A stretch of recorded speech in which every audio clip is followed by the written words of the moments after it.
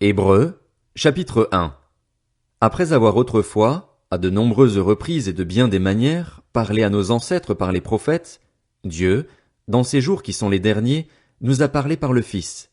Il l'a établi héritier de toutes choses et c'est par lui aussi qu'il a créé l'univers. Le Fils est le reflet de sa gloire et l'expression de sa personne, il soutient tout par sa parole puissante. Après avoir accompli au travers de lui-même la purification de nos péchés, il s'est assis à la droite de la majesté divine dans les lieux très hauts. Il est ainsi devenu d'autant supérieur aux anges qu'il a hérité d'un nom bien plus remarquable encore que le leur. En effet, auquel des anges Dieu a-t-il déjà dit « Tu es mon fils, je t'ai engendré aujourd'hui » Et encore « Je serai pour lui un père et il sera pour moi un fils » Par contre, lorsqu'il introduit le premier-né dans le monde, il dit que tous les anges de Dieu se prosternent devant lui. De plus, au sujet des anges, il dit « Il fait de ses anges des esprits et de ses serviteurs une flamme de feu. » Mais il dit au Fils « Ton trône, ô Dieu, est éternel. Le sceptre de ton règne est un sceptre de justice. Tu as aimé la justice et tu as détesté la méchanceté. C'est pourquoi, ô Dieu, ton Dieu t'a désigné par onction comme roi, de préférence à tes compagnons, avec une huile de joie. Et c'est toi, Seigneur, qui au commencement a fondé la terre, et le ciel est l'œuvre de tes mains. Eux, ils disparaîtront, tandis que toi, tu restes là. Ils vieilliront tous comme un vêtement. Tu les enrouleras comme un manteau, ils seront remplacés comme un vêtement. Mais toi, tu es toujours le même et ton existence n'aura pas de fin. Enfin, auquel des anges a-t-il déjà dit « Assieds-toi à ma droite jusqu'à ce que j'aie fait de tes ennemis ton marchepied » Les anges ne sont-ils pas tous des esprits au service de Dieu, envoyés pour apporter de l'aide à ceux qui vont hériter du salut? Hébreux, chapitre 2. C'est pourquoi nous devons d'autant plus nous attacher au message que nous avons entendu, de peur d'être entraînés à notre perte. En effet, puisque la parole annoncée par l'intermédiaire des anges a été confirmée et que toute transgression et toute désobéissance ont reçu une juste sanction, comment échapperons-nous si nous négligeons un si grand salut? Ce salut, annoncé d'abord par le Seigneur, nous a été confirmé par ceux qui l'ont entendu. Dieu a appuyé leur témoignage par des signes, des prodiges et divers miracles, ainsi que par les dons du Saint-Esprit distribués conformément à sa volonté. En effet, ce n'est pas à l'autorité d'anges que Dieu a soumis le monde à venir dont nous parlons. Quelqu'un a d'ailleurs rendu quelque part ce témoignage. Qu'est-ce que l'homme, pour que tu te souviennes de lui, ou le Fils de l'homme, pour que tu prennes soin de lui?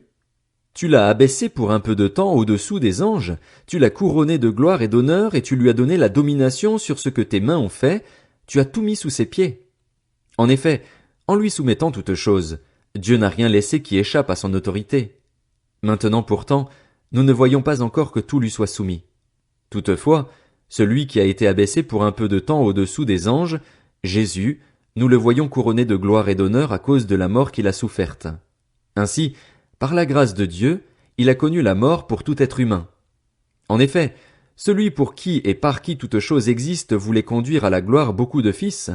Il lui convenait donc de qualifier parfaitement par des souffrances l'auteur de leur salut.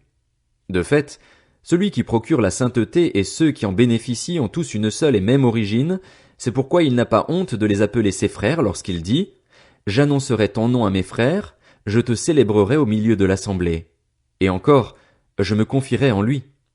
Et enfin, me voici, moi et les enfants que Dieu m'a donnés. Puisque ces enfants ont en commun la condition humaine, lui-même l'a aussi partagée de façon similaire. Ainsi, par sa mort, il a pu rendre impuissant celui qui exerçait le pouvoir de la mort, c'est-à-dire le diable, et libérer tous ceux que la peur de la mort retenait leur vie durant dans l'esclavage. En effet, assurément, ce n'est pas à des anges qu'il vient en aide, mais bien à la descendance d'Abraham. Par conséquent, il devait devenir semblable en tout à ses frères afin d'être un grand prêtre rempli de compassion et fidèle dans le service de Dieu pour faire l'expiation des péchés du peuple. En effet, comme il a souffert lui-même lorsqu'il a été tenté, il peut secourir ceux qui sont tentés. Hébreux, chapitre 3.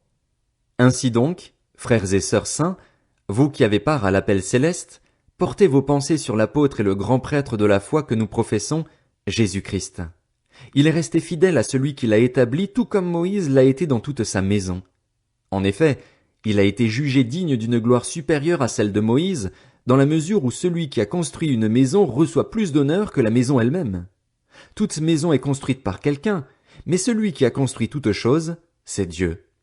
Moïse a été fidèle dans toute la maison de Dieu comme serviteur, pour témoigner de ce qui allait être dit, mais Christ l'est comme fils à la tête de sa maison. Or sa maison, c'est nous, pourvu que nous retenions fermement jusqu'à la fin la confiance et l'espérance dont nous tirons notre fierté. C'est pourquoi, comme le dit le Saint-Esprit, aujourd'hui, si vous entendez sa voix, n'endurcissez pas votre cœur comme lors de la révolte, comme le jour de la tentation dans le désert. Là, vos ancêtres m'ont provoqué, ils m'ont mis à l'épreuve et ils m'ont vu agir pendant 40 ans. C'est pourquoi j'ai été irrité contre cette génération et j'ai dit, ils ont toujours un cœur qui s'égare, ils n'ont pas connu mes voies. Aussi, j'ai juré dans ma colère, ils n'entreront pas dans mon repos.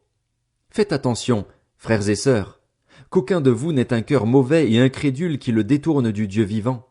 Au contraire, encouragez-vous les uns les autres chaque jour, aussi longtemps qu'on peut dire, aujourd'hui, afin qu'aucun de vous ne s'endurcisse, trompé par le péché.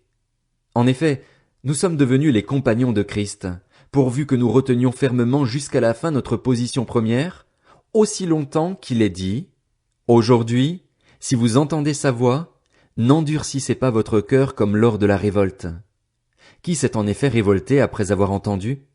N'est-ce pas tous ceux qui étaient sortis d'Égypte sous la conduite de Moïse?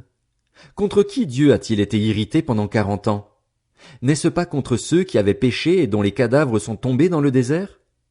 Et à qui a-t-il juré qu'il n'entrerait pas dans son repos, sinon à ceux qui avaient désobéi? Ainsi nous voyons qu'ils n'ont pas pu y entrer à cause de leur incrédulité.